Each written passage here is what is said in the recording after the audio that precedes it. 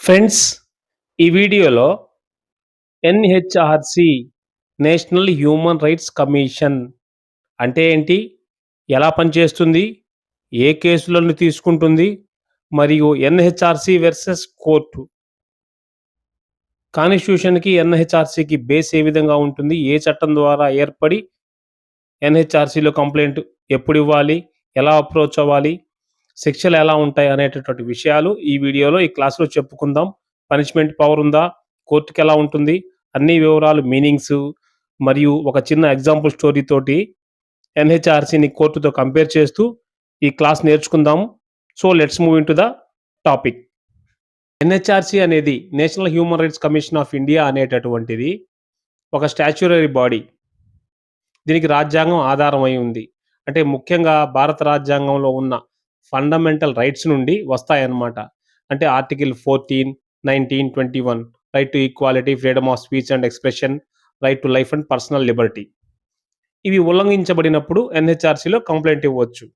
ఈ ఎన్‌హెచ్‌ఆర్‌సీ అనేది protection of human rights act 1993 చట్టం ప్రకారం ఎన్‌హెచ్‌ఆర్‌సీ పనిచేయడం, కంప్లెయింట్ తీసుకోవటం, ఎంక్వైరీ చేయటం, ప్రభుత్వానికి రికమెండేషన్స్ చేయడం జరుగుతుందన్నమాట.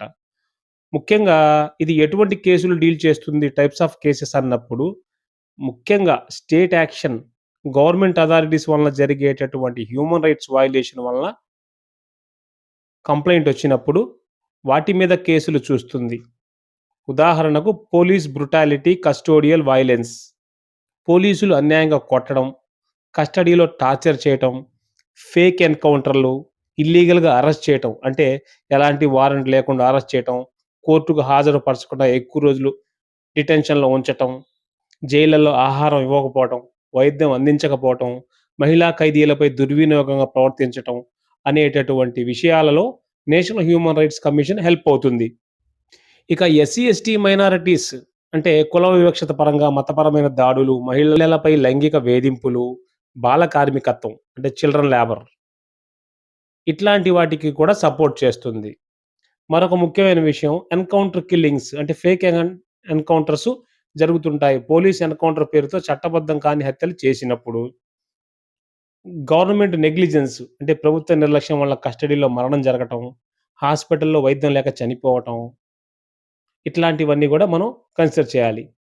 ఎన్‌హెచ్‌ఆర్‌సీలో ఎప్పుడు కంప్లెయింట్ ఇవ్వవచ్చంటే, అంటే ఆర్టికల్ 21 ఉల్లంఘించబడితే, మహిళలు, పిల్లలు, మైనారిటీలపై కూడా దాడి జరిగితే, కోర్టు కాకుండా మరో మార్గంగా హ్యూమన్ రైట్స్ ప్రొటెక్షన్ కావాలంటే, మీడియాలో వచ్చిన మానవ హక్కుల ఉల్లంఘన న్యూస్ ఆధారంగా కూడా ఎన్‌హెచ్‌ఆర్‌సీ స్వయంగా కేసు తీసుకోగలదు సుమోటోగా.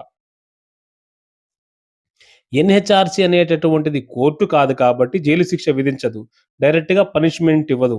ఎంక్వైరీ చేస్తుంది. కాంపెన్సేషన్ ఇవ్వమని ప్రభుత్వానికి రికమెండేషన్ చేస్తుంది. ఎఫ్ఐఆర్ కూడా నమోదు చేయమని సూచిస్తుంది. డిసిప్లినరీ యాక్షన్ తీసుకోవాలని ఆదేశిస్తుంది. ఒక ఎగ్జాంపుల్ స్టోరీ మనం చూద్దాం. సబ్జెక్ట్ అవగాహన కోసం జస్ట్ బేసిక్ లాగా.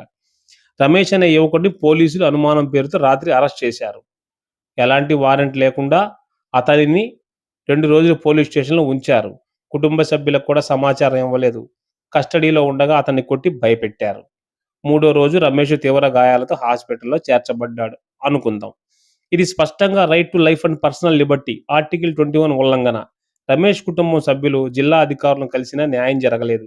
అప్పుడు వారు ఎన్‌హెచ్‌ఆర్‌సీకు కంప్లెయింట్ ఇచ్చారు.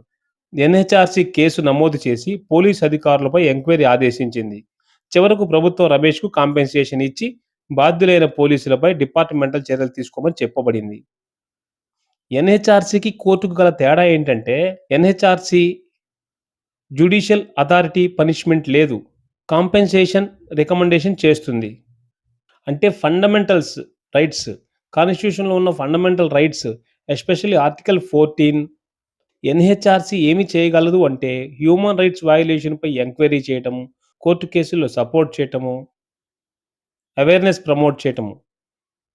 అంటే సివిల్ కోర్ట్‌కి విట్‌నెస్ సమన్ చేయడం, డాక్యుమెంట్స్ కోరడం, ఎవిడెన్స్ తీసుకోవటం, అఫిడవిట్ యాక్సెప్ట్ చేయటం. అంటే ఎంక్వైరీ సమయంలో సివిల్ కోర్ట్ లాంటి పవర్స్ ఉంటాయి. ఎంక్వైరీ పూర్తయ్యాక ఎన్‌హెచ్‌ఆర్‌సీ కొన్ని చర్యలు చేయగలదు. కాంపెన్సేషన్ రికమెండ్ చేయడం, ఎఫ్ఐఆర్ రిజిస్టర్ చేయమని సూచించడం చేయగలదు. అయితే ఎన్‌హెచ్‌ఆర్‌సీ పనిష్మెంట్ ఇంపోజ్ చేయదు. రికమెండేషన్ మాత్రమే చేస్తుంది. పనిష్మెంట్ ఎలా ఉంటుంది అంటే, ఎన్‌హెచ్‌ఆర్‌సీ డైరెక్ట్‌గా పనిష్మెంట్ ఇవ్వదు. కానీ ఎందుకంటే ఇది కోర్ట్ కాదు కాబట్టి. పోలీస్ ఆఫీసర్ తప్పు చేసినట్లయితే తేలితే డిపార్ట్‌మెంటల్ యాక్షను, సీరియస్ అఫెన్స్ అయితే FIR, criminal trial, suspension, dismissal government decide చేస్తుంది. అంటే ఫైనల్ పనిష్మెంట్ కోర్ట్ ద్వారానే ఉంటుంది. మరి కాంపెన్సేషన్ ఎలా ఇస్తారు అంటే విక్టిమ్ లేదా ఫ్యామిలీ ఎన్‌హెచ్‌ఆర్‌సీలో కంప్లెయింట్ ఇస్తారు. ఎన్‌హెచ్‌ఆర్‌సీ ఎంక్వైరీ చేస్తుంది. వయోలేషన్ ప్రూవ్ అయితే గవర్నమెంట్‌కి కాంపెన్సేషన్ ఇవ్వమని రికమెండ్ చేసి సాధారణంగా 50,000 నుండి 5,00,000 వరకు లేదా కేస్ సివియారిటీని బట్టి ఎక్కువగా ఉండవచ్చనేటటువంటి అంశాలు కూడా ఉన్నాయి. గవర్నమెంట్ జనరల్‌గా ఎన్‌హెచ్‌ఆర్‌సీ రికమెండేషన్స్‌ని ఫాలో చేస్తుంది. ఒక ఎగ్జాంపుల్ స్టోరీ తీసుకుందాం. రాజు అనే యువకుడు పోలీస్ కస్టడీలో అన్యాయంగా కొట్టబడ్డాడు. అతనికి తీవ్ర గాయాలయ్యాయి. కుటుంబ సభ్యులు ఎన్‌హెచ్‌ఆర్‌సీలో కంప్లెయింట్ ఇచ్చారు. ఎన్‌హెచ్‌ఆర్‌సీ సెక్షన్ 12 ప్రకారం ఎంక్వైరీ ఆదేశించింది. సెక్షన్ 13 ప్రకారం విట్నెస్‌ని పిలిచింది. ఎంక్వైరీ తర్వాత సెక్షన్ 18 ప్రకారం ప్రభుత్వం రాజుకు 3,00,000 కాంపెన్సేషన్ ఇవ్వాలని రికమెండ్ చేసింది. సంబంధిత పోలీస్ అధికారిపై డిపార్ట్‌మెంటల్ యాక్షన్ కూడా ప్రారంభమైంది. క్రిమినల్ కేసు కూడా రిజిస్టర్ అయింది. ఫైనల్ పనిష్మెంట్ కోర్టు ద్వారా నిర్ణయించబడింది.